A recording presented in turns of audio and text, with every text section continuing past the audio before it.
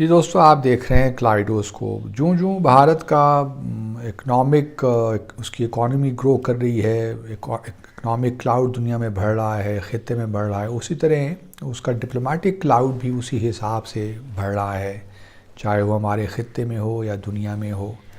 اور یہ الگ بات ہے کہ ابھی بھارت کو ڈیکیڈز چاہیے کہ وہ اپنے آپ کو ڈیولپڈ کنٹری کہہ سکے، کیونکہ ابھی بھی ملینز اینڈ ملینز آف جو لوگ ہیں بھارت میں وہ غربت میں رہ رہے ہیں.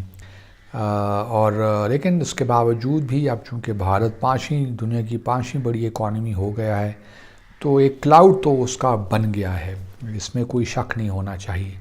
اور میں جو دیکھ رہا ہوں اگلے آنے والے مہینوں سالوں میں، یہ بہت ممکن ہے اس کلاؤڈ کی وجہ سے کچھ اور بھارت کا جو انٹرنیشنل اسٹیچر ہے وہ بڑھے. ابھی تو دیکھیے یو این سیکیورٹی کونسل کی جو منتھلی روٹیٹنگ پریزیڈنسی ہے وہ بھارت کو ملے گی دسمبر میں. تو ہمیں بڑے غور سے دیکھنا ہے، کلوزلی واچ کرنا ہے کہ بھارت کیا کرے گا اس اپنی ایک مہینے کی پریزیڈنسی کے بعد، کیونکہ پھر اس کے بعد بھارت کی جو 2 سال کی رکنیت تھی، عارضی رکنیت یو این سیکیورٹی کونسل، وہ بھی ختم ہو جائے گی. تو ممکن ہے کہ کچھ نہ کچھ بھارت خاص طور پہ کچھ کلبھوشن جادیو کے حوالے سے کچھ بات لے کر جائے. جسٹ میرا ایک کیس ہے، ممکن ہے یہ کہ وہاں پہ یہ معاملہ اٹھایا جائے، لیکن اس بارے میں حتمی اعتبار سے کچھ نہیں کہا جا سکتا. دوسری طرف 2 اور بڑی اہم چیزیں ہوں گی اگلے سال بھارت کے لیے. ایک تو بھارت کے پاس اس نومبر میں جب انڈونیزیا میں G20 کی سمٹ ہو جائے گی تو پھر بھارت G20 کو چیئر کرے گا، وہ پریزیڈنسی جو ہے بھارت کے پاس آ جائے گی. اور اگلی جو G20 سمٹ ہے وہ بھارت میں ہوگی. اور جو G20 میں آپ جانتے ہیں کہ بڑے بڑے ممالک ہیں، اور اس اعتبار سے پھر پریزیڈنٹ بائیڈن بھی بھارت میں ہوں گے، اور بہت سے لیڈرز جو دنیا بھر میں ہیں جو G20 کنٹریز کے ممبرز ہیں. تو ایک بہت بڑا ایونٹ ہے G20 کا، وہ بھی. اور چائنا بھی پریزیڈنٹ شی جن پنگ بھی ہوں گے، اور رشیا کے پریزیڈنٹ بھی. تو بھارت کے لیے ایک بہت بڑی اعزاز کی بات ہے، میں سمجھتا ہوں کہ G20 کی سمٹ کو وہ ہوسٹ کرے گا اگلے سال. اسی طرح جو شنگھائی کوآپریشن آرگنائزیشن کی بھی چیئر ازبکستان سے بھارت کو ملنے جا رہی ہے. ازبکستان میں سمرقند کے شہر میں آج اور کل شنگھائی کوآپریشن آرگنائزیشن کی سمٹ ہو رہی ہے، اور اگلے سال بھارت کو شنگھائی کوآپریشن آرگنائزیشن کی بھی چیئر مل جائے گی. اور پھر اسی طرح ستمبر اگلے سال بھارت ہوسٹ کرے گا، اور پھر یہی جو لیڈرز ہیں شنگھائی کوآپریشن آرگنائزیشن کے یہ بھارت میں ہوں گے. تو اس اعتبار سے بھارت کے لیے بہت سے ایونیوز ہیں جہاں وہ اپنے آپ کو ایک لحاظ سے اسٹیبلش کر رہا ہے کہ وہ اب ایک ریجنل پلیئر کے علاوہ ایک گلوبل پلیئر بھی ہے. اسی طرح ہم دیکھ رہے ہیں کہ چائنا اور بھارت کے درمیان جو لائن آف ایکچوئل کنٹرول پہ کلیشز ہوئے تھے مئی 2020 میں، شنید یہی ہے کہ شاید سمرقند میں SCO کے مارجنز میں پرائم منسٹر مودی اور پریزیڈنٹ شی جن پنگ کے درمیان ملاقات ہو جائے، اور ایک قسم کا ڈس انگیجمنٹ کا process line of actual control پہ. ایک ایگریمنٹ تو ہو گیا لیکن اس کی امپلیمنٹیشن کا معاملہ بھی رہتا ہے. لیکن یہ بات بھی یاد رہے کہ چائنا نے جن علاقوں پہ ایک لحاظ سے اپنا جو ہے کنٹرول اسٹیبلش کر لیا تھا، اس سے وہ پیچھے نہیں ہٹا. تو بقول راہل گاندھی صاحب کے تقریباً 1000 اسکوائر کلومیٹر جو ہے وہ چین نے جو ہے لائن آف ایکچوئل کنٹرول کی اس طرف مزید علاقے اپنے کنٹرول میں لے لیا ہیں. لیکن چین نے ان علاقوں سے دستبردار ہونے کا کچھ نہیں کہا، بس یہ ہے کہ ڈس انگیجمنٹ ہے.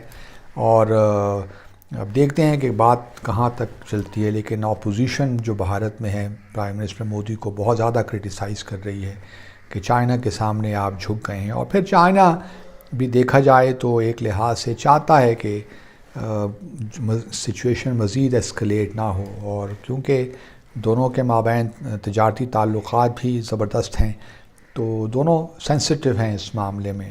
اور ایک لحاظ سے میوچول انٹرڈیپینڈنس بھی ہے.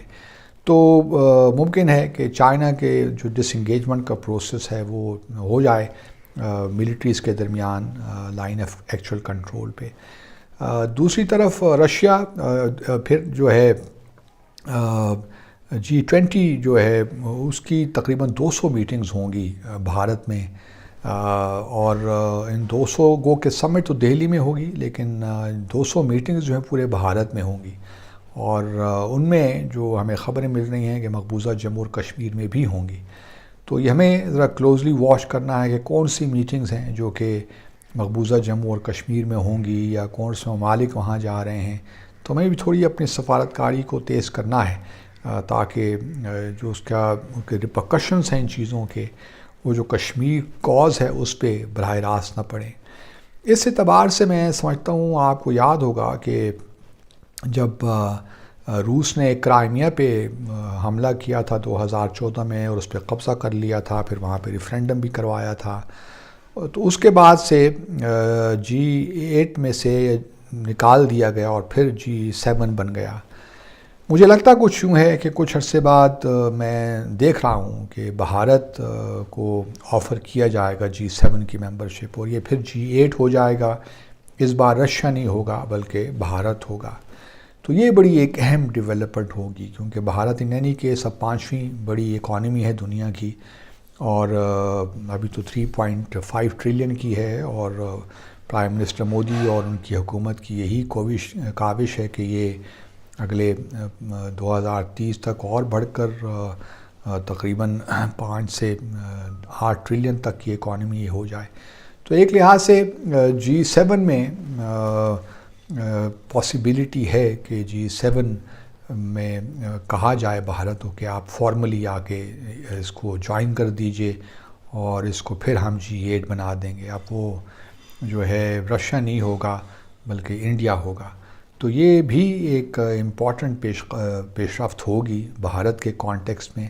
اور پاکستان کو اپنے حالات دیکھنے ہیں. ہماری بدقسمتی ہے کہ ہم گو کہ بھارت نے بھی ایشوز کم نہیں ہیں، لیکن بھارت نے بہرحال اپنا ایک ٹریجیکٹری ڈیفائن کر لی ہے، اور اس پہ وہ چل رہے ہیں.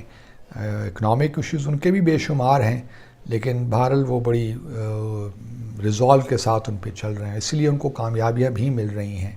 انہوں نے اپنی ایک کریڈیبلٹی دنیا کے سامنے اسٹیبلش کر لی ہے. ہم بھی یہ سب کچھ کر سکتے ہیں پرووائڈڈ کہ ہم ذرا سیریس ہو جائیں بحیثیت قوم. وہ ہم ہو نہیں پا رہے، اسی وجہ سے ہمارے مسائل جو ہیں، بنیادی مسائل ہمارے وہیں کے وہیں کھڑے ہوئے ہیں. دیکھتے رہیے کلیڈوسکوپ. اللہ حافظ.